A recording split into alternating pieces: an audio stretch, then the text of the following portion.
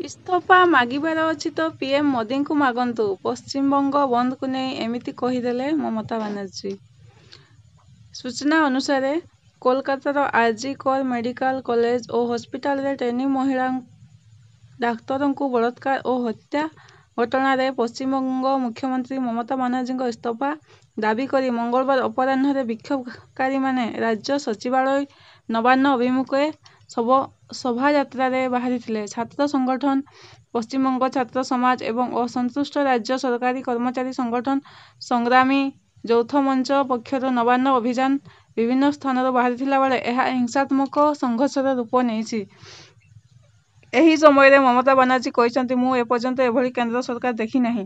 ମଣିପୁରକୁ ଏବେ ବି ନ୍ୟାୟ ଅପେକ୍ଷା ରହିଛି। ଯଦି ଆପଣ ଇସ୍ତଫା ମାଗିବାକୁ ଚାହୁଁଛନ୍ତି, ତେବେ ପ୍ରଥମେ ପ୍ରଧାନମନ୍ତ୍ରୀଙ୍କୁ ଇସ୍ତଫା ମାଗନ୍ତୁ। ପଶ୍ଚିମବଙ୍ଗର ମୁଖ୍ୟମନ୍ତ୍ରୀ ମମତା ବାନାର୍ଜୀ କହିଛନ୍ତି, ଯଦି ପ୍ରଧାନମନ୍ତ୍ରୀ ନରେନ୍ଦ୍ର ମୋଦିଙ୍କର ଦମ ଅଛି, ତେବେ ସେ ବଳାତ୍କାର ବିରୋଧରେ ଆଇନ ଆଣିବା ଉଚିତ।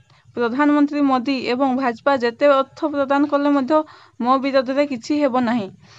କେହି ଜଣେ ଭାବୁଛନ୍ତି ଯେ ଏହା ହେଉଛି ବାଂଲାଦେଶ। ମୁଁ ବାଂଲାଦେଶକୁ ପସନ୍ଦ କରେ କାରଣ ସେଠାରେ ଏକ ଭାଷା ଅଛି। କିନ୍ତୁ ମନେ ରଖନ୍ତୁ, ଏହା ଏକ ଭିନ୍ନ ଦେଶ। ମୋଦିବାବୁ, ଆପଣ ପଶ୍ଚିମବଙ୍ଗରେ ନିଆଁ ଲଗାଉଛନ୍ତି। ପଶ୍ଚିମବଙ୍ଗରେ ବଙ୍ଗଳାରେ ନିଆଁ ଲାଗିଥାଏ, ତେବେ ଆସାମରେ ମଧ୍ୟ ଏହା ଘଟିବ। ଏହା ଉତ୍ତର ପୂର୍ବରେ ମଧ୍ୟ ଘଟିବ।